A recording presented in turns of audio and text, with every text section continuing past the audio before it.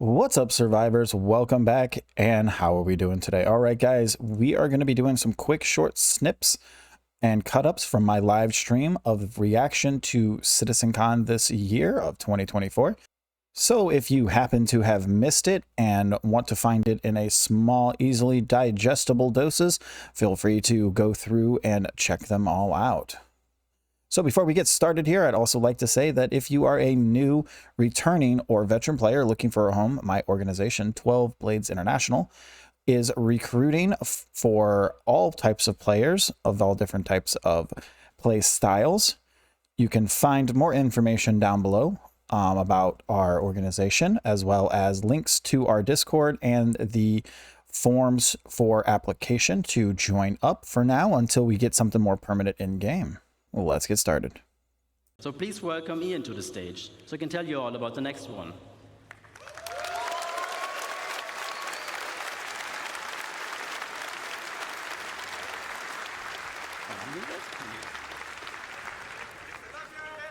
Thank you. Hello, CitizenCon.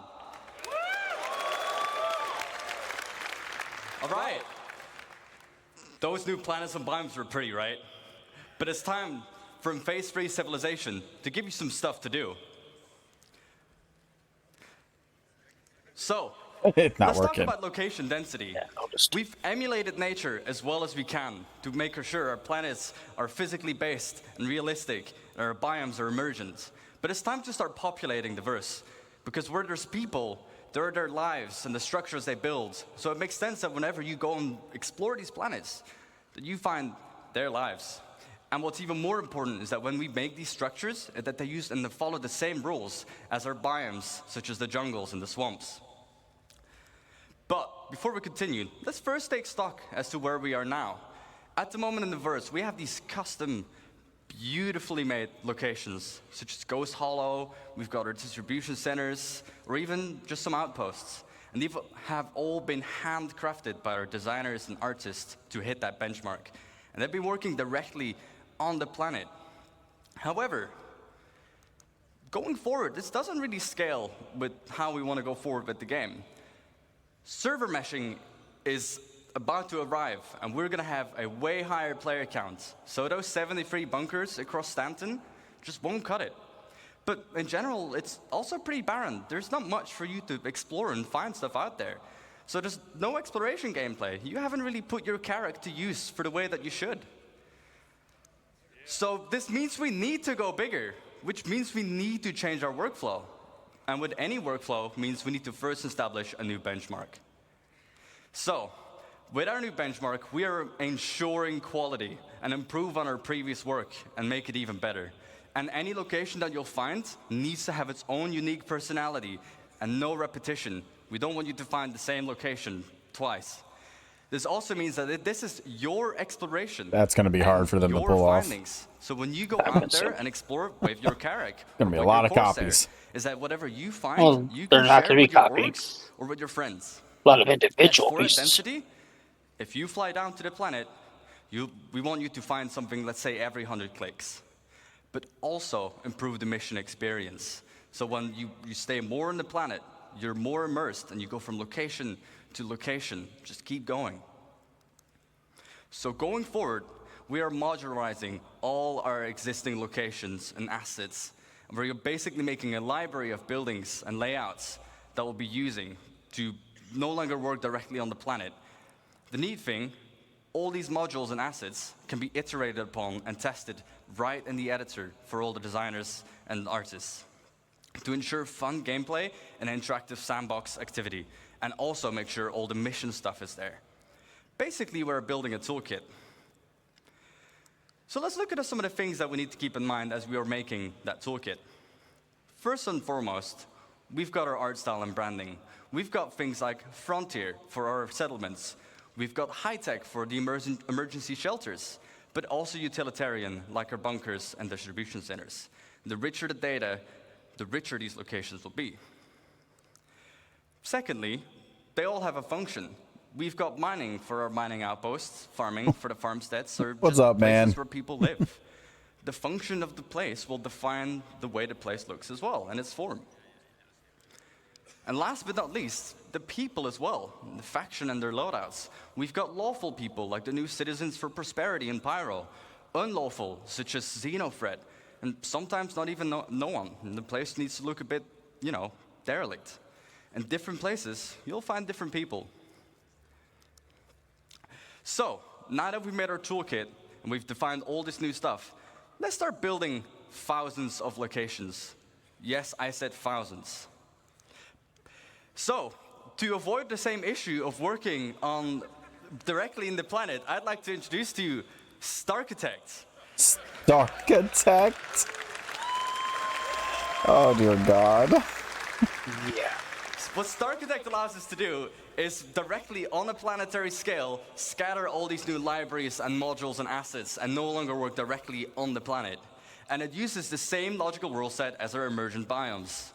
And it also gives us full control over the data that we set on these locations. So expect locations in places where they make sense. Let's kind of look at all this new Genesis data and all these new libraries and chuck it into Starchitect and see what it gives us. As you can see, we're now able to make full-size locations, and they will look completely different based on where you'd find them. The layouts are controlled by the rules, and it will reflect its place in the verse. We've got farms, mining outposts, but even our older locations, such as the bunkers that you find on Stanton.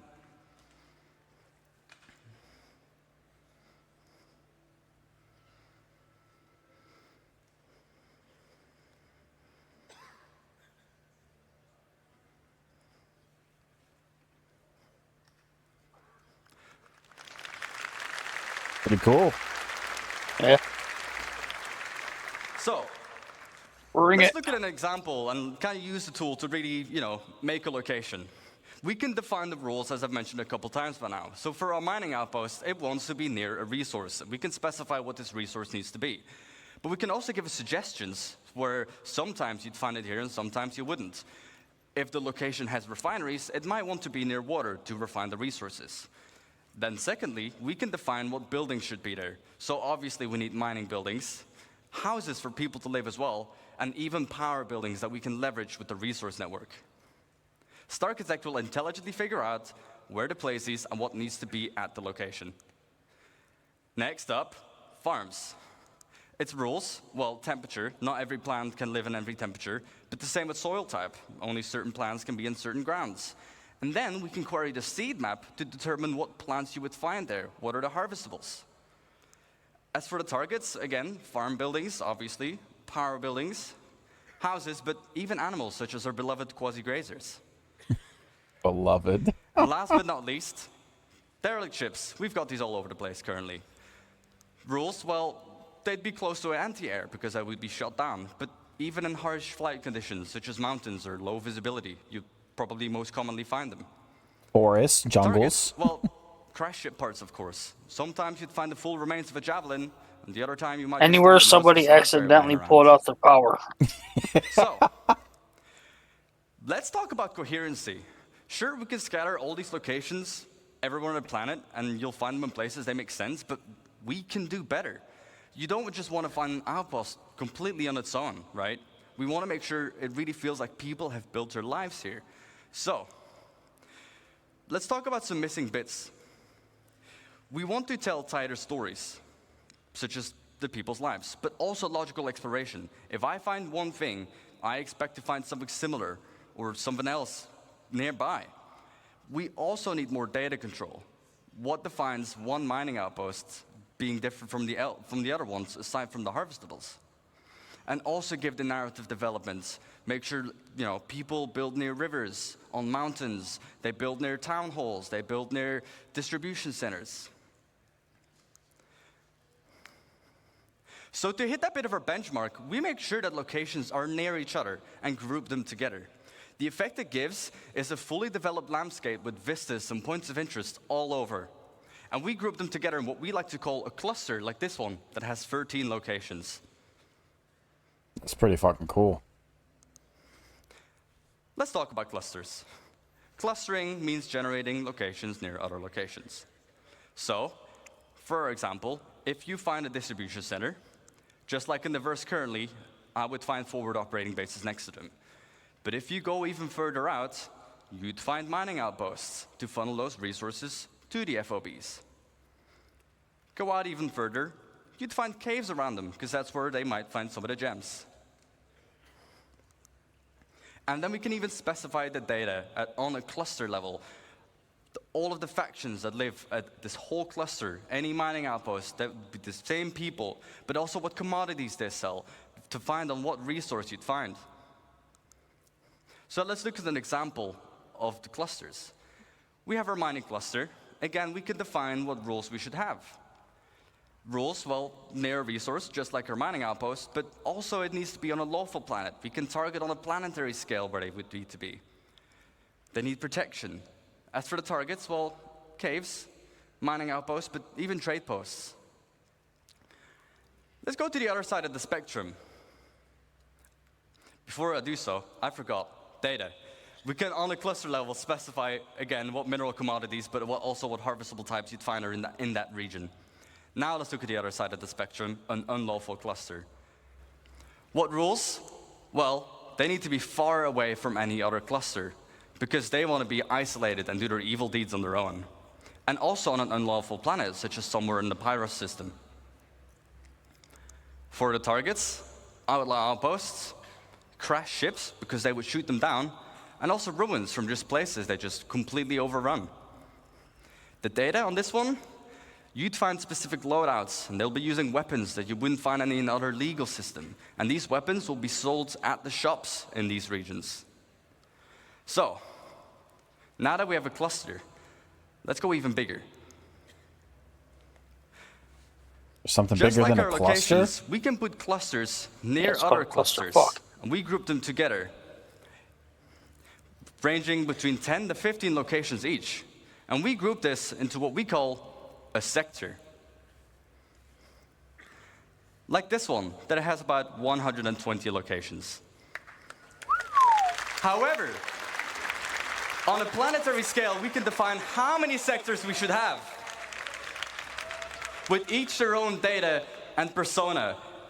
And every single one of these locations is now ready for the mission system to hook up and give you gameplay. And for you to find a bunch of places on your really own. a thing? Huh? And just on this That side is of the planet, crazy. can you guess the number? We've got about 3,042 locations. Just on that side of the planet. And again, this means as Starchitect, we're just able to, on a planetary scale, just define how many locations we need, what you'd find there, and to just give that full identity.